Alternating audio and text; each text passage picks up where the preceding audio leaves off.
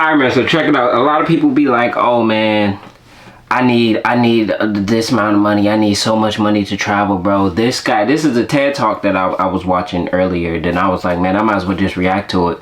And dude talked about how he traveled around the world with no money, with almost no money. So we about to watch this and we about to react to it, and y'all tell me if this can happen, bro. Because you can't be, if you want to travel like this, you can't be afraid to talk to people, bro. You gotta really be a different type of person to do some shit like this. But let's get straight into it.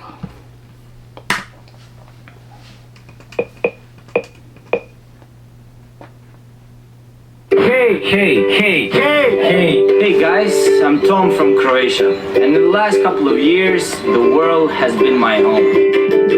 I travel, I hitchhike, cars, trucks, horses, motorcycles, boats. I drove in buses, trains, rickshaws. I worked odd jobs, I spent time with locals. I volunteered, I became a monk. Just kidding. I sailed across the Indian Ocean. I tried things that I never tried before. I've seen things that I will remember as long as I live. And all that with almost no money.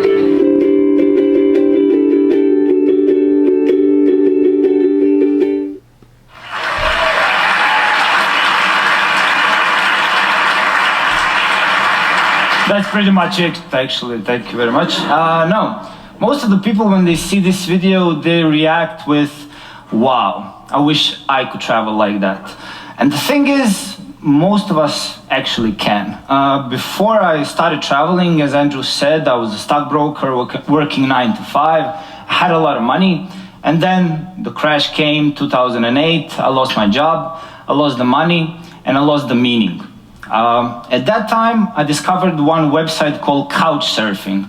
I don't know how many of you guys heard about Couchsurfing.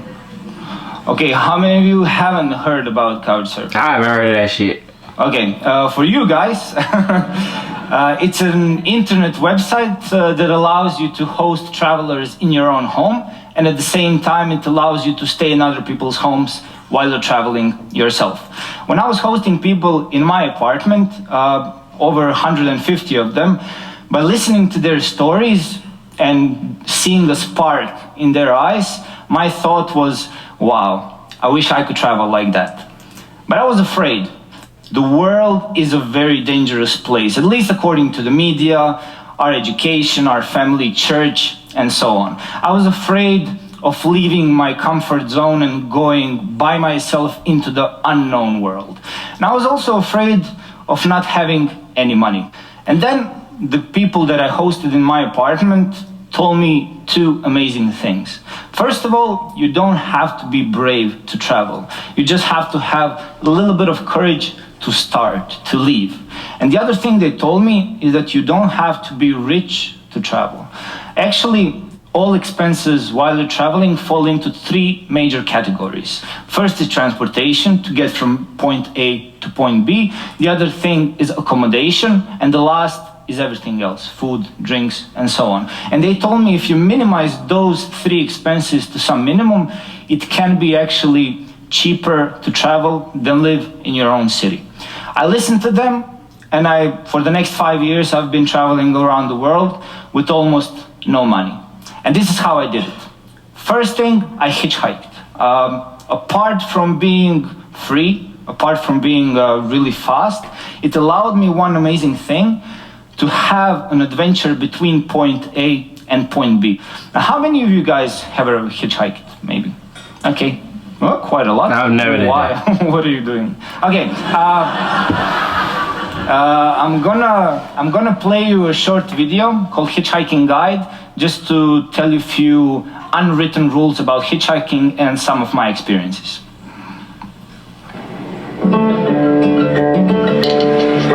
When it comes to hitchhiking, everything is about using common sense. First, to start, you have to get out of the cities or villages or wherever you live, and start hitchhiking. So you have to be on the right road, and going in the right direction, and it's really basic thing. Lesson number 2, stick up your thumb. Probably most of you have it, so just do this. I've been searching. Hitchhiking lesson number 36. Look decent, like shave and stuff, and try to wear some like, clean clothes, whatever, or hide behind your backpack so nobody sees what you look like.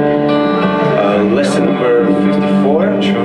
Do not hitchhike during night. Be in a good mood. It's your choice. You're hitchhiking, so don't be grumpy. Don't be like. Lesson number 58. Eye contact with the drivers. See?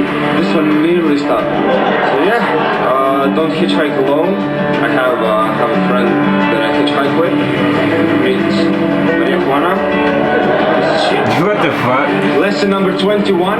Talk with the drivers when you're in the car, because that's the only way you can pay them. They would like to hear some interesting stories if you have one, yeah? It's not just listen to their story, that's sometimes enough. Lesson number 9. Fasten your seatbelt if you have one. Hitchhiking lesson number 62. When the driver is asleep, take over. Be always happy, you know, like you're hitchhiking, it's your choice, and you want to sometimes be patient and don't expect full stuff because you'll be wrong in 99.74% of cases. But no matter how long you wait, the right ride will come. So that's the ultimate hitchhiking rule, and that's all you have to know, man. There are no rules actually. All the rules. So, What the hell? yeah, go out there, enjoy your life, and challenge yourself, eh? Bro, I think honestly, I really think that's like the coolest thing ever. Like you could just go out and just sit on the side of the road and you pick somebody up and then you hear it's a random person. You just hear their story. They're not crazy. They just nice people. Like some people are really nice in this world. It's a lot more nice people than it is bad people. It's a lot more good people than it is bad people. I could tell you that. Feels alright. Or even breathing feels alright. Yes, even breathing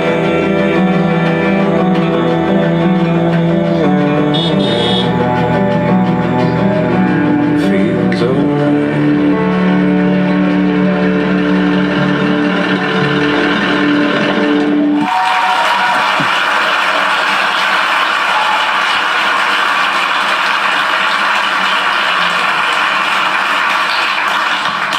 Thank you. There are other alternatives to transportation. One of them is walking. You guys know what that is. How many of you guys have walked? So you just take your backpack and hit the road. Another way is cycling. It's not maybe completely free because you have to buy the bicycle and eventually fix it, but it's much more cheaper than the conventional method of transportation. And the last one is actually working in exchange for transportation. I did this when I was sailing across the Indian Ocean from Australia to Africa. And I didn't have to pay for the ride. I just needed to do some work on the boat, like do some night watches, cooking, and stuff like that. When it comes to accommodation, most of the time I use Couchsurfing because I had a lot of experience. I had a lot of these positive references on the website and so on. And what I like about Couchsurfing the most is not only because it's free, it allows you to have a different perspective of the destination. You're not destined to stay in your hotel room or take the tourist tours. You just hang out with your host. He takes you on places that you would probably never visit by yourself. Exactly. But also there are some other alternatives. One of them is camping. You have your tent so you can sleep almost everywhere you want. In the big cities, I usually slept in parks, just have my sleeping bag and my mattress. And the last one when it comes to accommodation is volunteering. There are a lot of opportunities all around the world that offer you to work in exchange for accommodation, sometimes even food. So you get to sleep in beautiful rooms like this.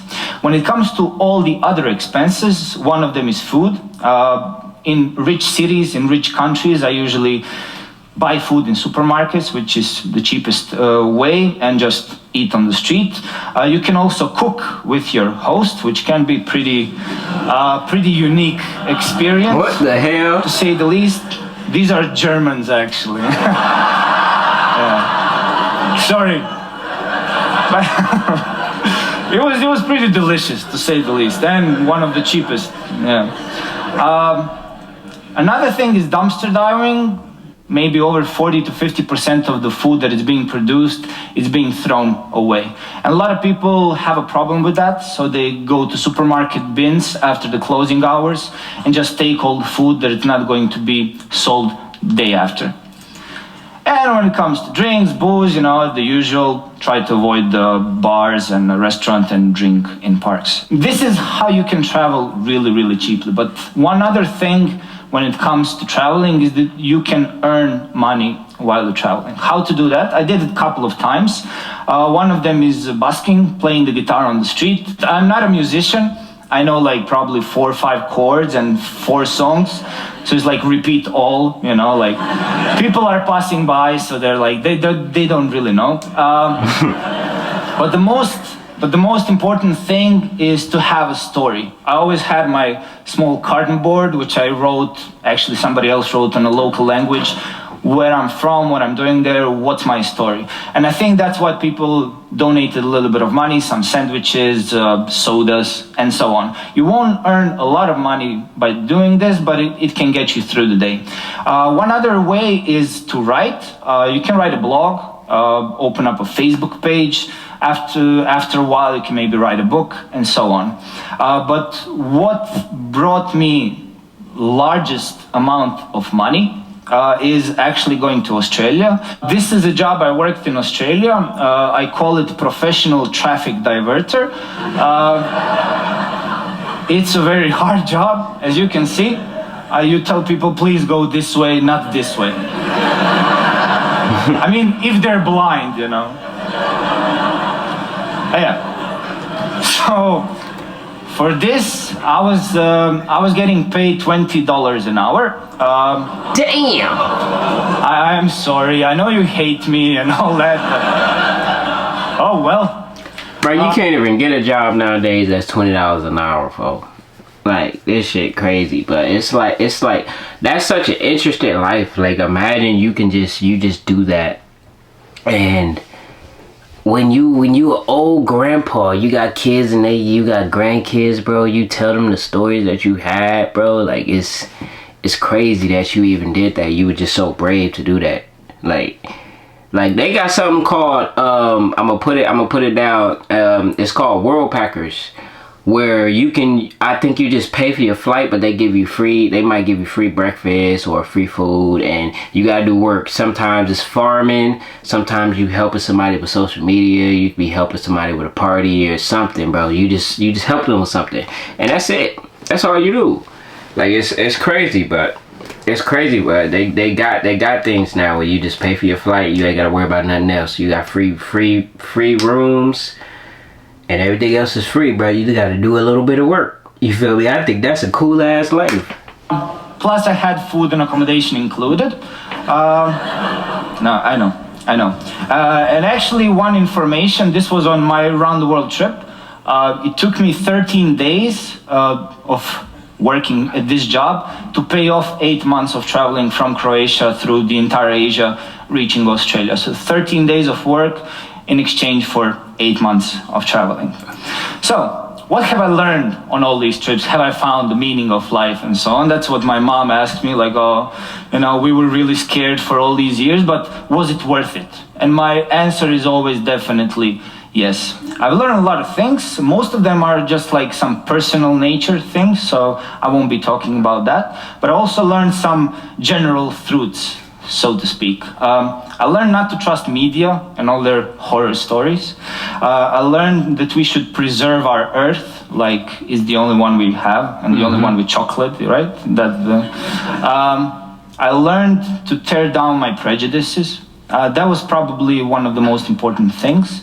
I've learned that all the people around the world, no matter how much we try to point out the differences between the cultures, races, religions, and so on, we're all actually basically the same. I have a small story, short story about these prejudices that I encountered while I was traveling.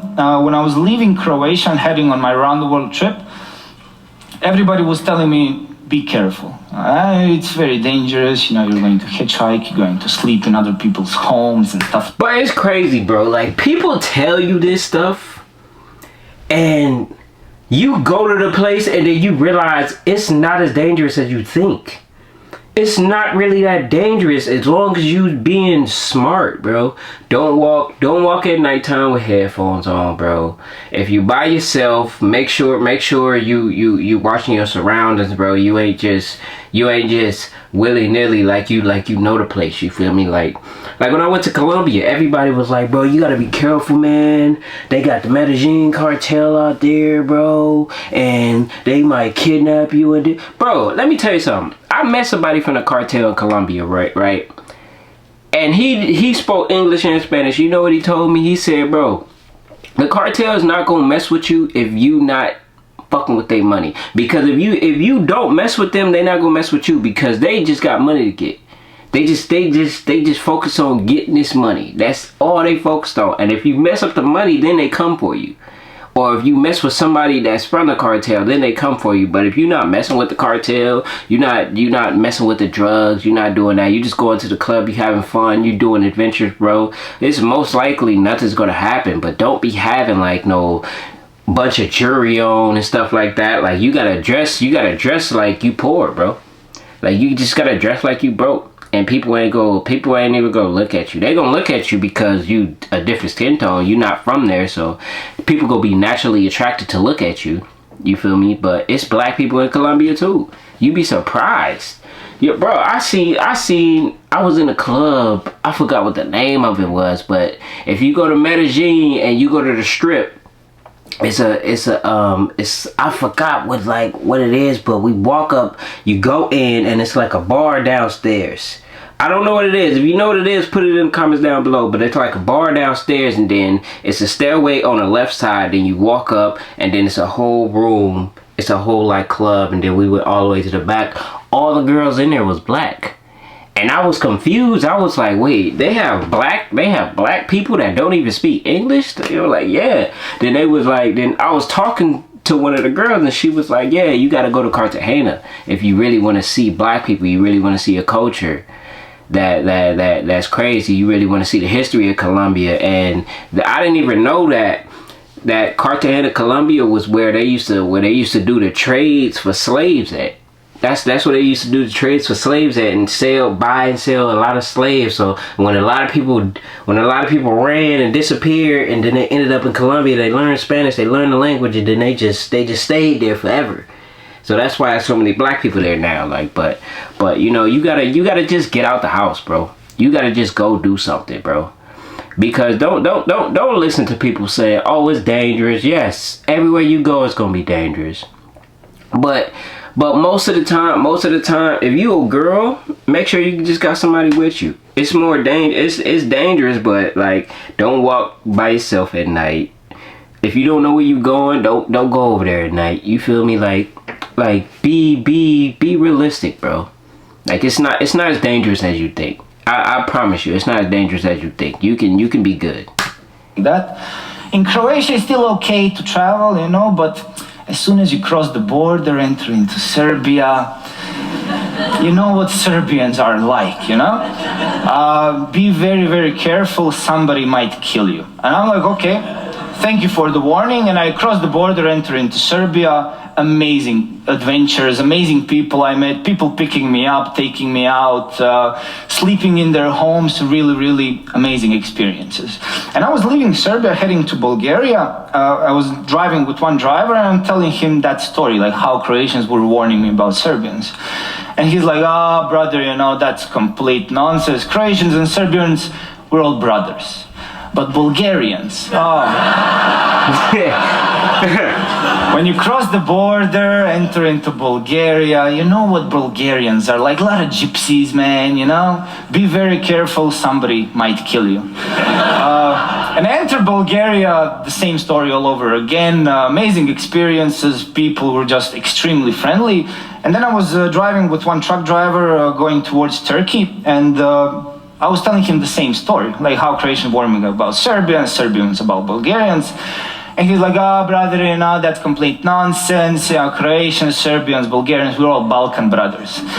But Turkish people, oh my God. You know what Turkish people are like? You know, very dangerous, somebody might kill you. Turkish people warn me about Kurdish people about Iranis about Pakistanis, Pakistanis about Indians.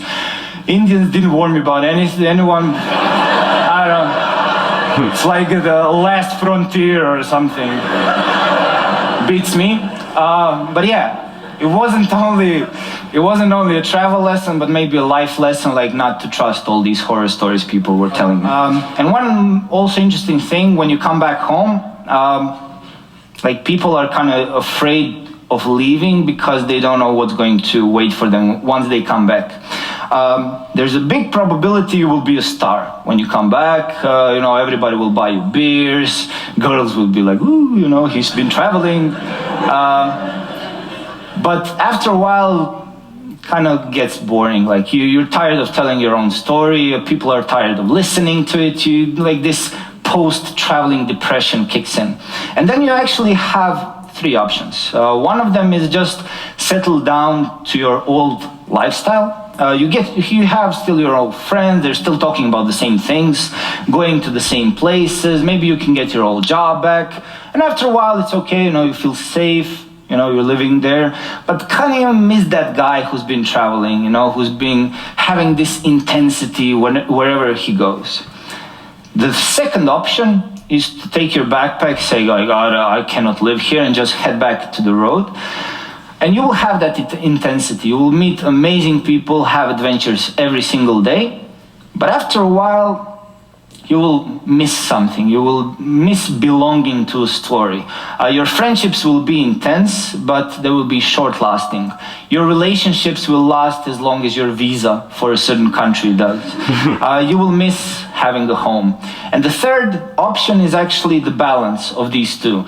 So stay in one place, but still don't lose that intensity. Walk in the streets you've never walked before. Start talking with random people on the street. Get a new hobby, find a new job, maybe write a book, give a TEDx conference talk, you know, like all sort of things. So, is it for everyone, this type of traveling? I don't think so.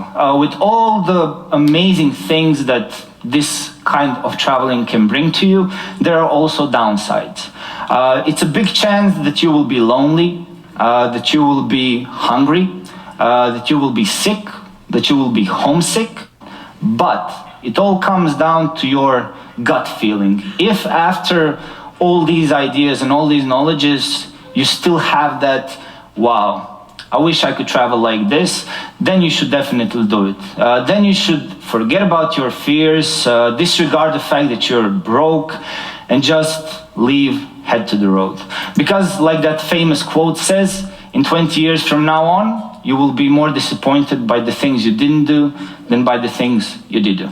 Thank you very much. Oh my God, you will be disappointed by the things you didn't do versus the things you did do. So what that is telling me, like, bro, get your passport, bro. Travel, go somewhere, bro. Get out your city.